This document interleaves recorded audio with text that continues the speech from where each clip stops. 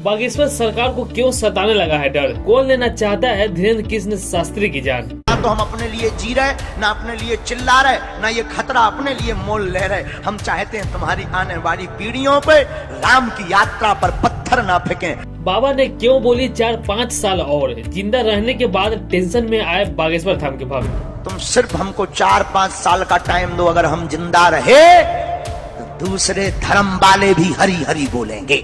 समलैंगिक विवाह पर जताई आपत्ति, मचा हड़कंप, केंद्र सरकार को जमकर लताड़ा। अब आजकल तो कार्ड पढ़ना पड़ता है कि लड़का की शादी लड़की से हो रही कि लड़कई से हो रही। और हद तो जो है कि भारत सरकार ने मान्यता भी दे दी कि एन करो। धीरेन्द्र शास्त्री का सपना हो रहा साकार, देश बनने जा रहा है हिंदू राष्ट्र। अब मुस्लिमों के घर में भी होगा राम राम सजेगा दरबार। कथा सुनने में क्या बुराई है? तुम तो पूरी समाज को बुलाओ और तैयार करो, सब टोपी वालों को आने दो और सबको एक होने दो। क्या दिक्कत है राम का? आखिरकार कौन है बाबा का जानी दुश्मन? धीरेन्द्र कृष्ण शास्त्री के जबलपुर के बयान से क्यों परेशान है भक्त? बागेश्वर धाम सरकार का सिक्का पूरे देश में चल रहा है, हर तरफ लोग भगवा ध्वज लेकर इकट्ठे हो रहे हैं। धीरेन्द्र कृष्ण शास्त्री देश को हिंदू राष्ट्र बनाने के गवायब में जुटे हुए हैं। लेकिन इसी बीच एक हैरान करने वाला वीडियो सामने आया है। वीडियो में धीरेन्द्र कृष्ण शास्त्री ऐसा कुछ कर रहे हैं जिसे सुनकर आप चौंक जाएंगे और आपका दिमाग चकराकर टेंशन में आ जाएगा। आप सोचेंगे कि आखिरकार कौन है बागेश्वर सरकार का दुश्मन? आखिरकार कौन है जो उनकी जान लेना चाहता है? किससे बाबा की जान को है खतरा? क्यों बाबा को कहना पड़ा अगर मैं 4-5 साल और जी जाऊँ तो देश हिंदू राष्ट्र बनकर रहेगा? क्या कहीं सच में बाबा की जान लेने के लिए कोई बड़ा षड्यंत्र तो नहीं रचा जा रहा?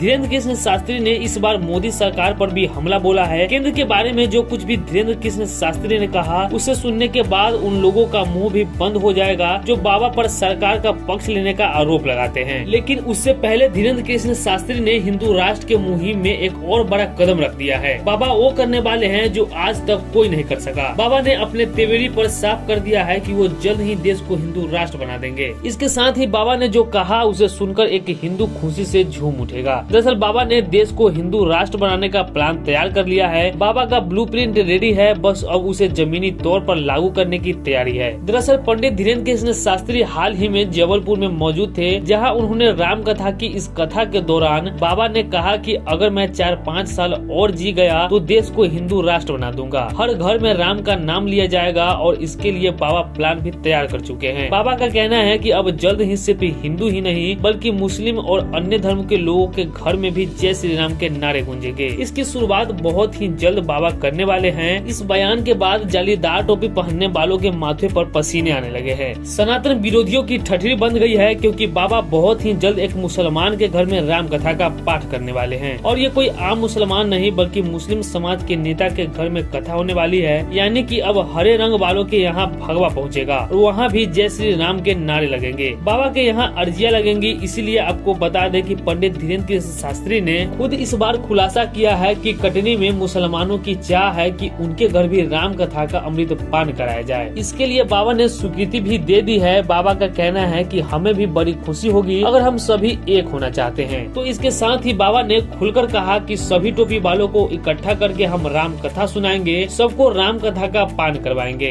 कथा सुनने में क्या बुराई है? तुम तो पूरी समाज को बुलाओ और तैयार करो, सब टोपी वालों को आने दो और सबको एक होने दो। क्या दिक्कत है राम कथा? इन सब से एक बात तो जाहिर है कि धीरेन्द्र कृष्ण शास्त्री हिंदू राष्ट्र का जो मिशन लेकर चल रहे हैं वो साकार होता दिख रहा है। लेकिन इन सब से बाबा के विरोधी भी बढ़ते जा रहे हैं। बाबा को मारने की धमकियां मिल चुकी है और उसके बाद जब बाबा महाराष्ट्र में पहुंचते हैं तो पूरी कांग्रेस पार्टी और सनातन विरोधी एक हो गए थे। और वही राजस्थान के गहलोत सरकार ने बाबा के ऊपर मुकदमा भी दर्ज करा दिया था। इन सब से ये साबित हो जाता है कि लगातार बाबा के दुश्मन बनते ही जा रहे हैं और कहीं न कहीं उनकी जान को भी इस दुश्मनों से खतरा है। शायद यही वजह है कि बाबा कह रहे हैं कि अगर मैं 4-5 साल और जिंदा रहा तो हर घर में भगवा झंडा होगा। साथ ही बाबा ने केंद्र सरकार पर भी वार किया जो बहुत से लोगों की आंखों में चुभ सकता है। दरअसल अपनी बेबाक बोलचाल के लिए प्रसिद्ध बाबा ने एक गे मैरिज एक्ट पर भी बोला। उन्होंने कहा कि आज तो लड़के से लड़के और लड़की से लड़की शादी कर रहे हैं, देश के संस्कृति को क्या हो रहा है। इसके साथ ही उन्होंने कहा कि हमें तो कभी कभी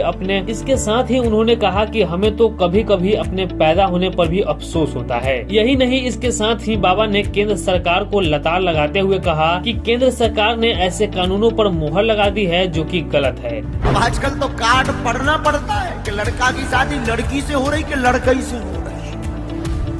और हद तो जो है कि भारत सरकार ने मान्यता भी दे दी कि एन करो। अब आपको क्या लगता है कि क्या जालीदार टोपी वालों के यहाँ कथा करने से देश हिंदू राष्ट्र बन सकेगा? सनातन के समर्थक में उठाए गए बाबा के ये कदम सही है? और आखिरकार बाबा ने 4-5 साल जिंदा रहने वाली बात क्यों कही? क्या बाबा के पीछे कोई साजिश चल रही है? फिलहाल आज के इस वीडियो में बस इतना ही, लेकिन इस पूरे मामले पर आपकी क्या राय है? अपनी राय हमें कमेंट करके जरूर बताएं।